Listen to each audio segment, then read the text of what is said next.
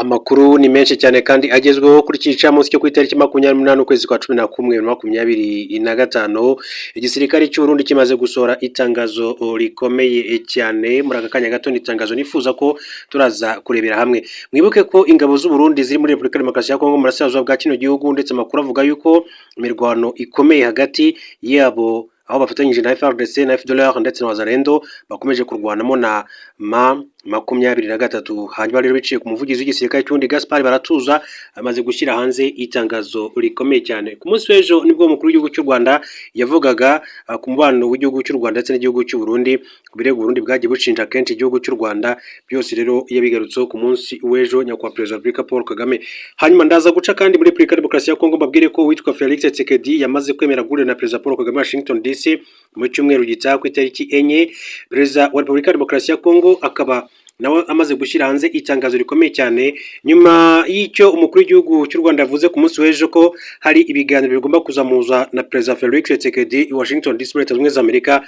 Presidansi ya Kongo rero imaze gushyira hanze itangazo rivuga yuko uwitwa Faci cyangwa se Felix Tshisekedi yamaze kwemera kuzahura na Perezida w'u Rwanda Paul Kagame, n'ibindi byinshi cyane byagarutsweho muri iryo tangazo tugiye kurebera hamwe muri iyi inkuru muri rusange. Muri iki gihugu kandi cya Repubulika Demokarasi ya Kongo mbabwire ko uwitwa General Mike ararembye cyane, ameze nabi.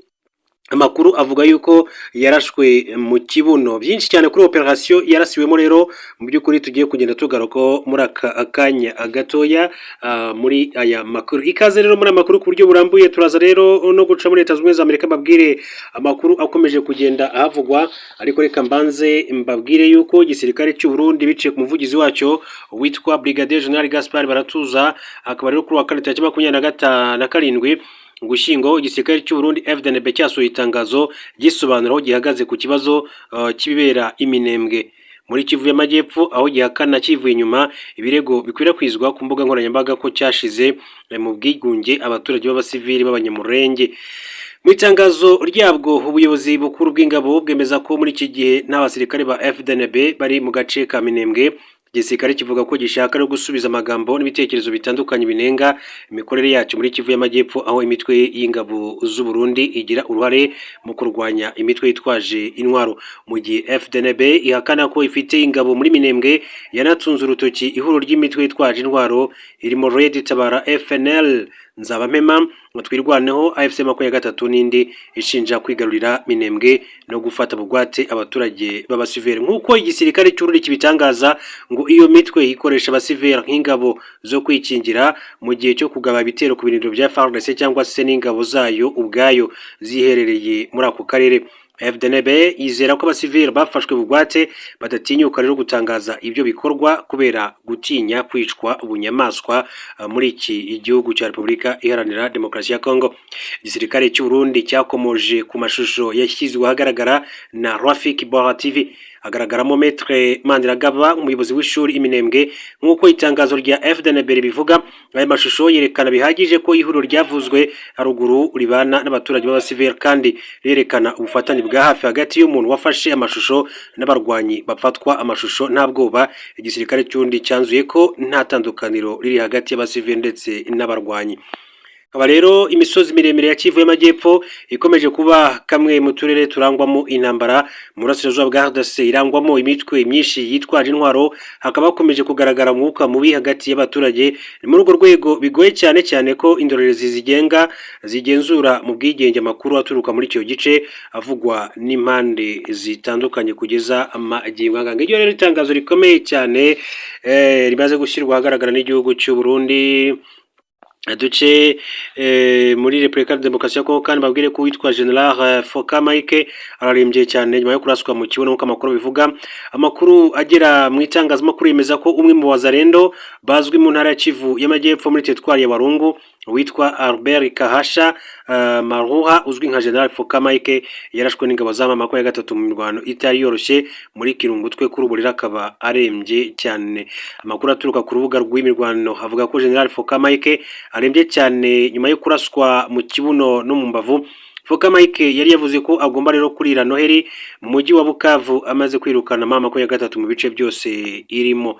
hanyuma rero we n'ingabo ze bazamutse bari kumwe n'ihuriro ry'ingabo za FRDC rigizwe n'ingabo z'u Burundi FDNB Wazalendo FDLR n'abandi bagombaga rero gutangira 23 ngo itinjira Mwenga Shabunda no mu bindi bice mu mirwano yabaye ijoro n'amanywa hafi igihe kingana n'icyumweru byarangiye 23 ibakubise bose inshuro ndetse bikaba byaragaragaye ko 23 yagiye irasa abafite amapeti yakomeye muri buri gikundi itababariye abato bahitamo rero kwiruka kugeza naho ubu umujyi wa Mwenga ndetse na Kamituga byugarijwe bikomeye cyane n'ingabo za 23 kugeza magingo angaye. Inkuru y'iraswa rya General Foka Mike yatumye rero abazarendo bo muri Warungu Mwenga bari kuyamangira ingata bahunga berekeza mu mujyi wa Kamituga no mashyamba atandukanye rero kubera umuriro baboneye Kirungutwe. General Foka Mike yahoze mu gisirikare cya RDC yabaye umudepite ku rwego rw'igihugu n'intara ya Kivu y'Amajyepfo ndetse akaba yarashinze umutwe wa Mayimayi Mudundu muri Warungu nawo muri Kivu y'Amajyepfo. Tukiri kandi muri iki gihugu reka mabwire ko President wa Republika Demokarasi ya Kongo Felix Tshisekedi yemeye guhurira na President Paul Kagame Washington DC muri Leta Zunze Ubumwe za Amerika mu cyumweru gitaha. Leta ya Amerika imaze igihe igerageza guhuriza abakuru b'ibihugu i Washington DC kugira ngo basinye amasezerano ya nyuma aherekeza amasezerano y'amahoro u Rwanda rwagiranye na RDC tariki 27 Kamena 2025. Byari byarateganyijwe ko President Kagame na Felix Tshisekedi bagomba guhurira Washington DC tariki 23 Ukwakira ariko ntibyashobotse kuko intumwa za RDC zanze gushyira umukono ku mushinga amasezerano y'ubufatanye mu Kongo. Ubwo Rwanda na RDC byemeranyaga kuri uyu mushinga bikanawushyiraho umukono tariki ya 7 Ugushyingo, icyizere cy'uko aba bakuru b'ibihugu bazahurira i Washington vuba cyariyongereye. Gahunda yimuriwe ku itariki ya 13 Ugushyingo ariko nabwo isubikwa ku munota wa nyuma kubera impamvu zitamenyekanye. Minisitiri w'ububanyi n'amahanga n'ubutwererane Ambassadeur Olivier Nduhungirehe yasobanuye ko President Kagame na Felix Tshisekedi bari bemereye guhura. Mu kiganiro President Kagame yagiranye n'abanyamakuru tariki 27 Ugushyingo yemeje ko kwemeranya cyangwa se gusinya kuko u Rwanda ruhora rwiteguye gukora ibyo rusabwa kugira ngo amahoro aboneke. Ati nababwira ko ibijyanye no gukererwa ibyo bidaturuka ku Rwanda cyangwa se ngo rugire aho ruhurira nabyo ndagira ngo mbihamye byaba kuwundi. Twebwe turategereje bari kuvuga ngo byashoboka mu ntangiriro z'Ukuboza. Ntabwo nzi niba ejo umuntu atazavuga ati oya sinzajya i Washington DC kubera ko mu ijoro ryakeye yabirose cyangwa se yagiriwe inama n'umuvugabutumwa ko kubikora ari igitekerezo kibi akavuga ati sinjyayo. President Paul Kagame yabwiye abanyamakuru ko mu gihe Felix Tshisekedi yakongera guhindura gahunda nka mbere ntacyo yabikoraho ariko ko yizeye ko umuhuza afite ubushake bwo gutuma haterwa intambwe nziza yo kubahuza bombi. Ati rero tuzategerezanya icyizere s'uruzinduko rwa Washington DC gusa ahubwo no gutera intambwe ziganisha ku kugera ku bwumvikane bwadufasha gutangira urugendo ruzazana amahoro mu karere kacu no mu bihugu byacu. Kwa 27 Ugushyingo ikinyamakuru Africa Intelligence cyatangaje ko President wa RDC uri ku gitutu cy'Amerika azajya guhura n'itsinda rya Donald Trump tariki ya 4 Ukuboza asinye amasezerano y'amahoro na mugenzi w'u Rwanda. Amerika igaragaza ko amasezerano ya nyuma y'u Rwanda na RDC azafasha akarere k'ibiyaga bigari kugira amahoro n'iterambere rirambye binyuze mu bufatanye mu rwego rw'ubukungu. Byitezwe ko mu rwego rwo kubyubahiriza u Rwanda na RDC bazifatanya mu guteza imbere ubucukuzi bw'amabuye y'agaciro, kubaka urugomero rw'amashanyarazi rwa Rusizi ya 3, guteza imbere ubucuruzi n'urwego rw'ubuzima no kurinda parke.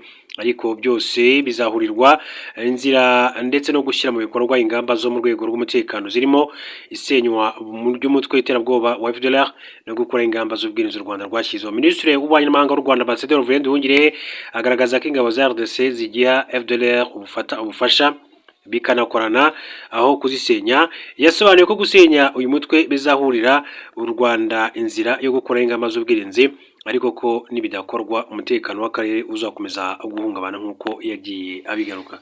Ibyo rero tariki ya 4 ukwezi kwa 12 birateganywa ko aba bakuru b'ibihugu bombi bagomba guhurira i Washington DC muri Leta Zunze Ubumwe za Amerika bakaganira kuri ibi bibazo by'umutekano. Reka aya makuru tunayasoreze muri icyo gihugu mabwire ko Bwana Trump yatangaje ko agiye guhagurika mu buryo buhoraho kwakira abimukira bashaka gutura muri Amerika baturuka mu bihugu bizwi nka Third World Countries byiganjemo byo muri Afurika, Aziya na Amerika y'Epfo. N'amagambo yatangaje nyuma y'igitero cyagabwe mu nkengero za White House aho yavuze ko cyagizwemo uruhare no kuba politike yo kwakira abimukira yarakozwemo amakosa ku ngoma ya Joe Biden. Donald Trump ntabwo yigeze avuga igihugu na kimwe mu izina cyangwa se ngo asobanure icyo yashakaga kuvuga kuri third world countries cyangwa se icyo guhagarika mu buryo buhoraho bivuze. Yavuze ko iyo gahunda rero igamije kugenzura abantu bemerewe rero n'ubutegetsi bwa Biden. Third world countries barizwamo ibihugu hafi ya byose bya Afurika, ibyo muri Aziya, ibyo muri Amerika Amajyepfo, muri Caraïbe no mu duce tumwe na tumwe twa Oceania. Mu butumwa bwa yagize ati ngiye guhagarika kwakira abantu baturutse muri third world countries kugira ngo mfashe inzego za Amerika kubasha kurangiza dosiye z'abantu miliyoni nyinshi bakiriwe binyuranyije n'amategeko n'ubutegetsi bwa Perezida Joe Biden. Trump yavuze ko agomba gukosora amakosa yakozwe na Biden agakura muri Amerika umuntu wese udafitiye akamaro igihugu. Yavuze kandi ko ashobora gukuraho ibyo leta zagenderaga abantu badafite ubwenegihugu bwa Amerika ndetse no kwambura ubwenegihugu abantu babangamiye umudendezo w'igihugu hanyuma bakoherezwa mu bihugu bakomokamo. Amagambo ya Trump akurikira urupfu rw'umwe mu bashinzwe umutekano warasiwe hafi ya White House mu gitero bivuga ko cyagizwemo uruhare n'umuntu ukomoka muri Afghanistan nk'uko amakuru agenda abishimangira. Reka mbashimire mbifurize gukomeza kugira ibihe byiza, nyuma turaza gusubira mu yandi makuru masa.